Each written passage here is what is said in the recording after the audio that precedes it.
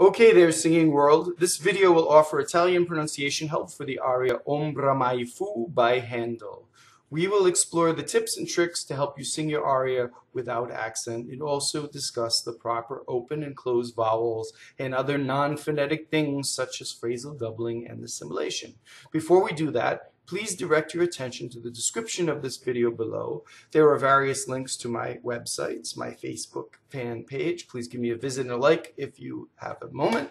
Also, there is a link to the pronunciation dictionary on the Rise site. You may follow the link or type into a search engine RAIDOP. It should take you to the site. At this site, you could type in any word here, and there's a playback button. You can hear the word pronounced by a native Italian speaker. What I love about it the most is it acknowledges the existence of non-phonetic Italian, such as phrasal doubling and assimilation, which my videos are all about.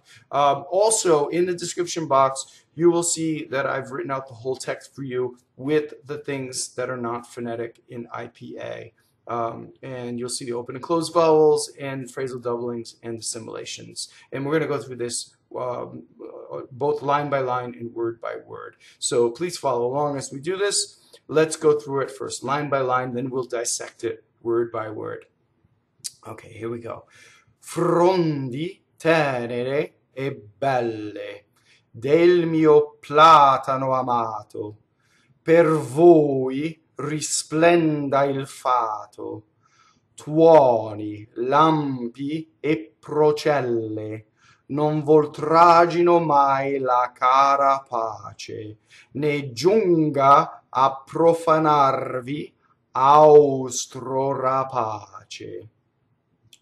Ombra mai di vegetabile, cara ed amabile, Soave più. Now, I did that line by line. I kind of did it slowly so you can go along with me. I left out a lot of the elision. I just did it word, I did it even though I was doing line by line. I did it word by word. Okay, so the next reading at the end we'll go through and make those elisions and go faster. So now let's break it down word by word, shall we?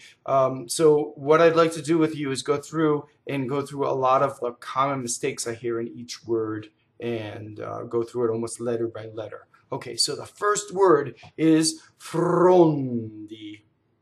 And a couple things about this word. Number one, it has a rolled R. And the rule for rolled R is that if an R touches a consonant, it could be on either side, the front or the back, it will roll. So this R touches an F, so it is Frondi. Okay, now we have an O in the word, and O's can either be open or closed. Okay, so if you see just a plain O written in my text, it is closed O. So the closed O is like the O in oats. And when I say closed O, it's just to differentiate it from open O. If you look down on the fourth line, Tuɔni, it's like an AW in English, aw, right? So that's open O. Open O, aw, O, right? They're not any difference in closed or open, right? If you sing them properly, right? So there's just a different sound, right? So the other thing about vowels in Italian is that they do not harmonize. So if I were to say the English word oats, my jaw would slowly glide, move, closed, right? So oats, right? Or I saw. So in English, my jaw moves. In Italian, it doesn't do that. The vowel remains pure, and that's what we're talking about when we're saying pure vowels, right? So if I were to say Frondi, you see? So it goes from the O to the N, but not Frondi, moving slowly like that. It moves point to point, right? So the same thing in the word tuɔni. It's not tuɔni. So that's how you keep your vowel pure, is that you move point to point in Italian, okay? Yeah, the next thing is the N touches a consonant. So N's follow the same rules. N's, M's, a lot of consonants, L's, they follow the same rules as R.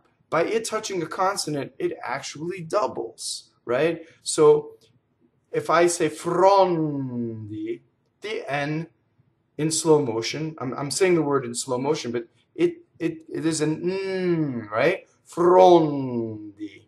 So notice that N goes into the DI, right? So next, the D is a dental consonant. So D's and T's are dental. The only difference between a D and a T is a D is voiced and a T is unvoiced. So if I went back and forth between D and T, if you put your hand here for a second and you go D, T, D, T, right? So in Italian, consonants are way more voiced than in English. So in English, we would say D, T, D, T. So there's actually there's actually a characteristic of being unvoiced in a D, even though it's a voiced consonant. Now, what do I mean by a voiced consonant versus an unvoiced? Well, voiced consonant, when you're saying the consonant, your vocal cord is vibrating. So if you notice when you say D, D, that your vocal cord vibrates on the consonant. Now, if I say T, it only vibrates on the vowel, the E vowel, right? So now, why am I doing all this? Well, because in Italian, you want to get as close to voiced as possible when you say your consonants. Otherwise, you will have an American accent. So the next word, if I were to say tɛnere, see, that first T is not right. It has too much air, right? It's like saying, with a D, tɛnere, tɛnere, te. It's a T, but it's not te. Okay, so that's the mistake I hear a lot with the T. Now, the accent in the word tɛnere is on the first syllable. That is not common in Italian when you have a three-syllable word. Most of the time in Italian, your stress is on the second to last syllable. That's the most common stress. And if you notice in this one, it's tɛnere. So the accent, you have two more syllables. This is called the antepenultimate stress. It's the syllable before the penultimate. The penultimate's the second to last, right? The normal stress is penultimate. So now this word also shows us that we have two different kinds of E's. We have an open E and a closed E. So the open E, we show that with the rounded edges, E. And then the normal E that you see every day in Times New Roman, that's your A, right? So the open E is as in head. The closed E is A as in hey. Okay? And again, neither one should be more, should close off when you sing. So tɛnere. Now notice that this word right off we have a flipped R. Now the rule for flipped R is when you have an R that's surrounded by vowels, it is flipped. So notice the difference. Frondi, the R touches an F, so it rolls. Tɛnere, just one flip of the R, one trill. It's not tɛnere, right? In English, an R is like an especially as you go west in the United States. Tɛnere. Now, here's the other thing is, as I'm saying, the danger is to harmonize vowels, right? So as we harmonize, to get rid of the harmonization, we should practice just the vowels. So if we think a, right? Tɛnere. And this way we have a very nice flow. We also have a single N in this word. Okay, this is a lot to talk about just in the first two words. So I hear a lot of times people double this N, and it's wrong, right? Tɛnere. So remember from the first word, Frondi, this one is doubled because you hold the N in phonation. Now, if I were to hold the N in phonation in tɛnere, that would happen, you see? Double N. That's wrong. Tɛnere. Okay, going on. The word and is a single E. It is closed. Now you'll see the word is, and it has an accent over it. That one is open, right? The word for is, like he is, she is, This one, it is closed. This is also a strong monosyllable. So what a strong monosyllable will do is cause the next word, if it has a consonant, to double. So very softly, we would say bbɛlle. See? Bbɛlle. She's the double B. Not too much. Now, we never stop the flow of a vowel on a double B. We don't say bbɛlle. See where I stopped? That's too much. Bbɛlle. Right? So it's a very, very little bit. Now, notice the double L acts the same way the double N does. We do double L by holding it in phonation. And the reason why I'm saying this is that all consonants double consonants do not act the same, right? So bell, I'm in the act of making a double L. You see by holding the L on the tip of my tongue, right? And in phonation, my vocal cords are engaged and going, right? So belle, okay, double L. D-E-L, del. Right? And this L is going to double because it touches an M. So you're going to say del mio. See? Double L. Del mio, even though it's printed as single L. Mio is a possessive pronoun. Right? So mio, the E gets more. Here we have another antepenultimate stress, the word platano. So the accent is on the first ah. So now ah. We didn't do E, so E and mio, right? In Italian, you pronounce every vowel you see, and the I in Italian always makes an E sound no matter where it is.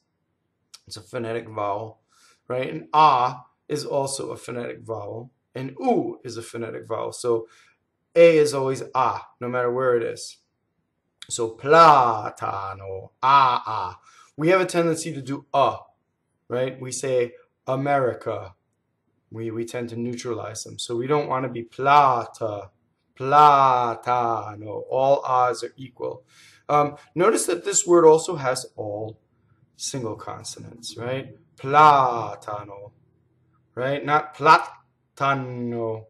That would make it wrong. Double T, double N. And I will go over how to do a double T later in this video. Amato. Amato. So again, you have o. Notice the normal stress. See, this is what I'm talking about. Here's a stress with here's a word with the most common stress in Italian. It's on the second to last syllable. So the stress is in the middle of the word.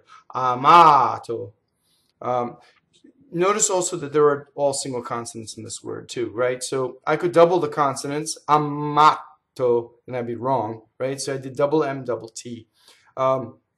Well, I said I was going to do it later. It's not very much later. Let's go over how we do double T and double M. So when you have double T in another aria, you can execute it and be absolutely sure you're doing it correctly.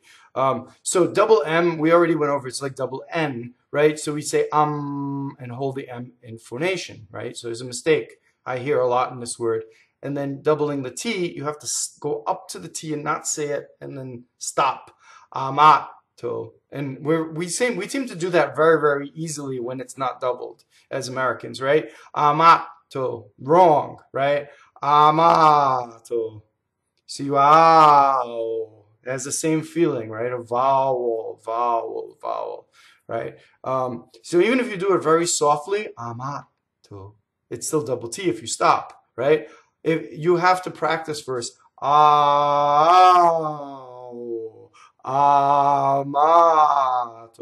and then you have it. Okay, going on. P-E-R does not rhyme with the fruit, pear, right? Or a pair of shoes. No, it's per. So if you separate it like that, you'll do it perfectly. Per, right? Rolled R. Why? Well, we have a final R, but the next word starts with a V. So this R is going to roll. Okay? Now, VOI does not rhyme with boy or toy. It's voi. VOI is closed. Voi, right? So you practice vo, like vote, right? Vo-i. Voi. Very fast.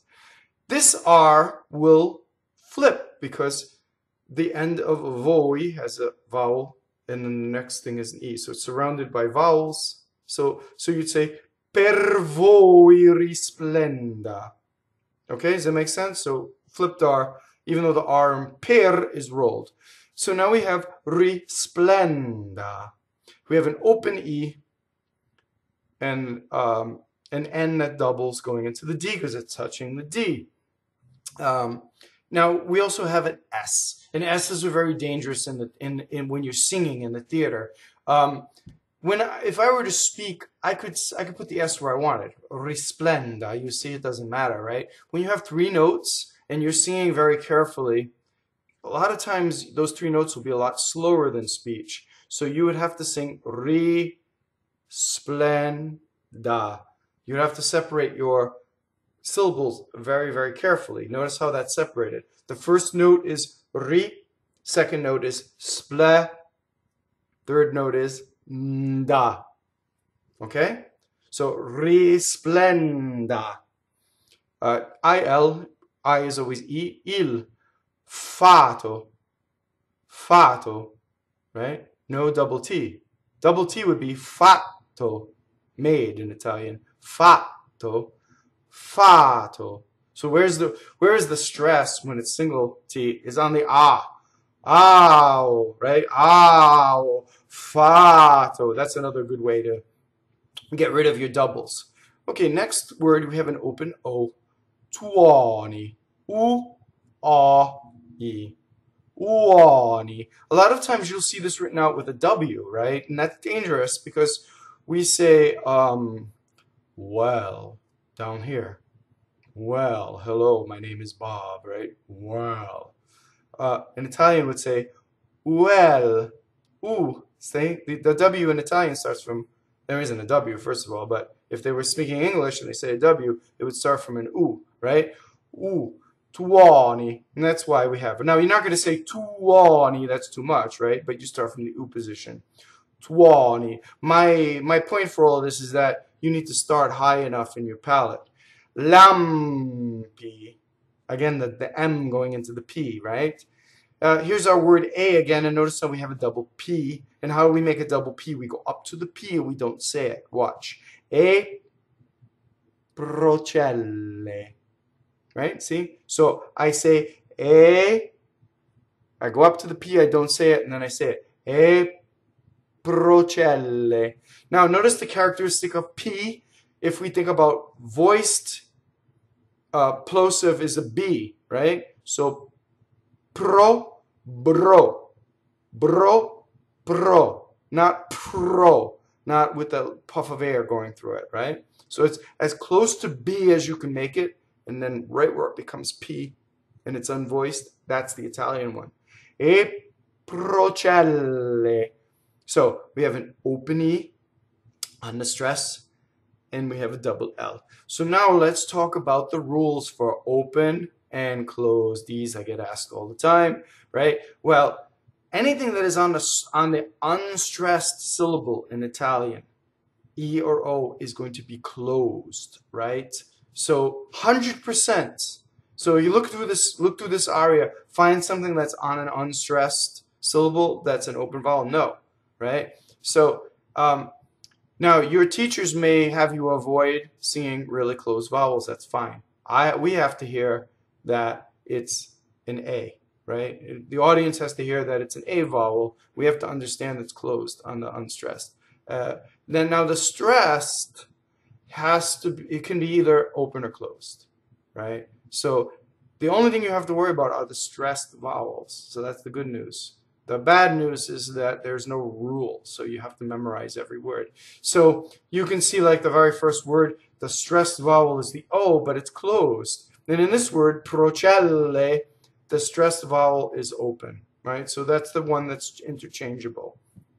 Okay, so now we're going on to our next word, N-O-N, and you see I've written out an IPA symbol at the end for the final N, right? So this is our first assimilation. So let's talk about an assimilation. This N is going to assimilate into the next V.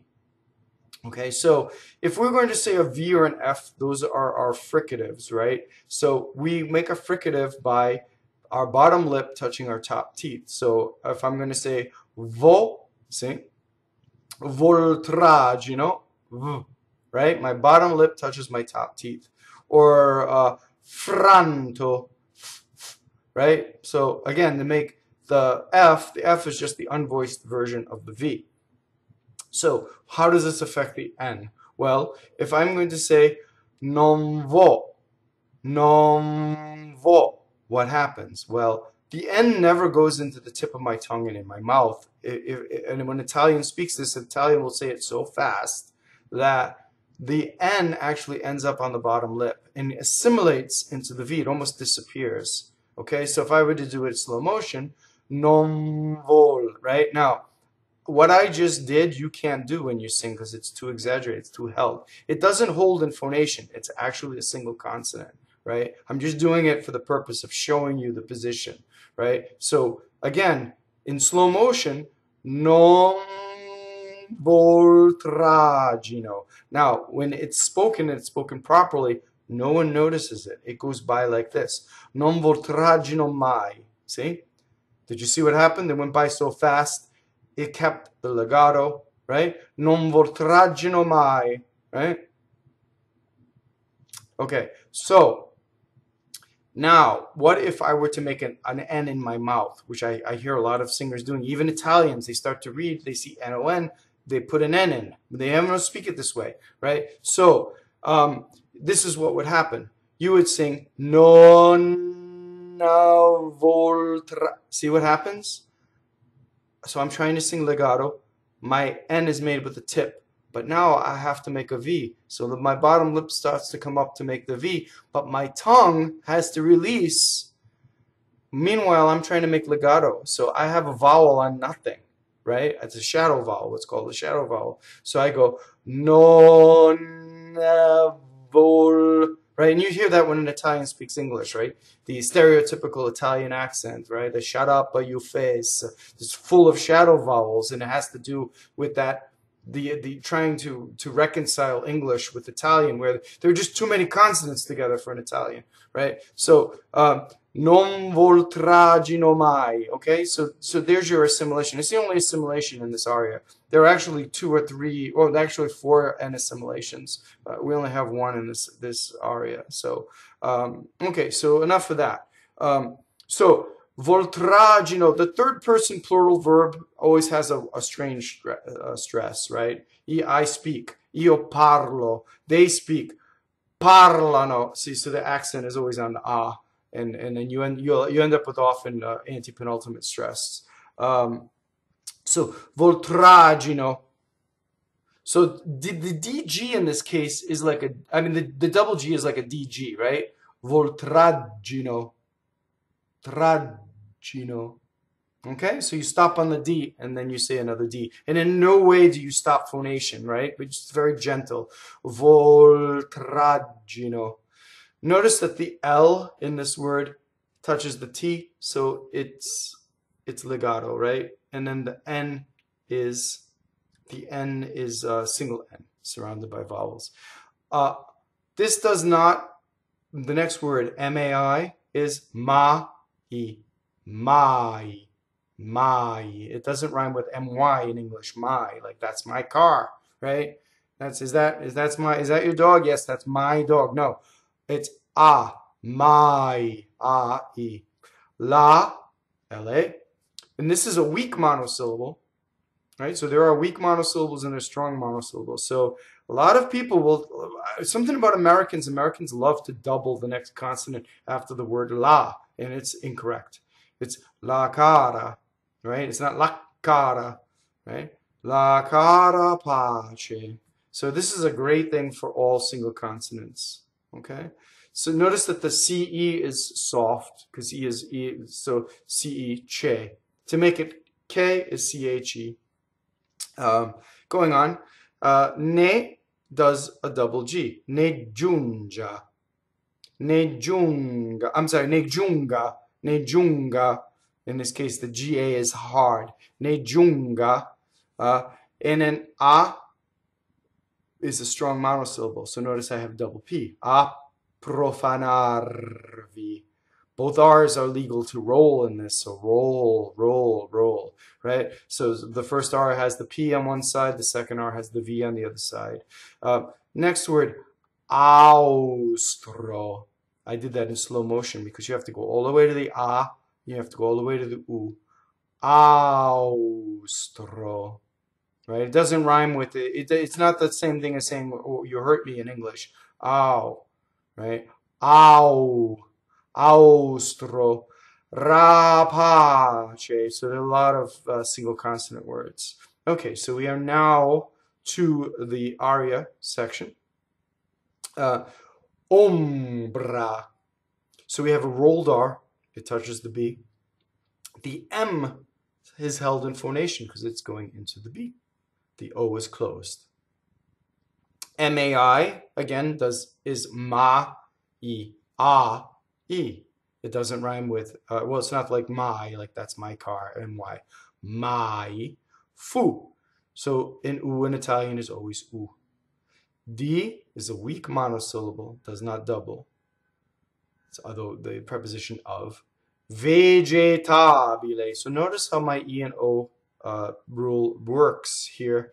All of these E vowels are not the stress of the word. Where's the stress? It's vegetabile. Ta. The A is the stress. So all of the E's are in the unstressed position and thus are A. They're closed.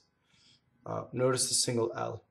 Vegetabile, not vegetabile. Cara, flipped R, surrounded by vowels. Ed, ed. Close the amabile. Again, lots of single consonants in this aria. Amabile. How do we practice this word? Well, we can make mistakes, right? We could say amabile. Double everything. I doubled everything. The M, the B, the L. Made 3 mistakes in one word. Did you hear that? So, to practice, do the purity test. Amabile.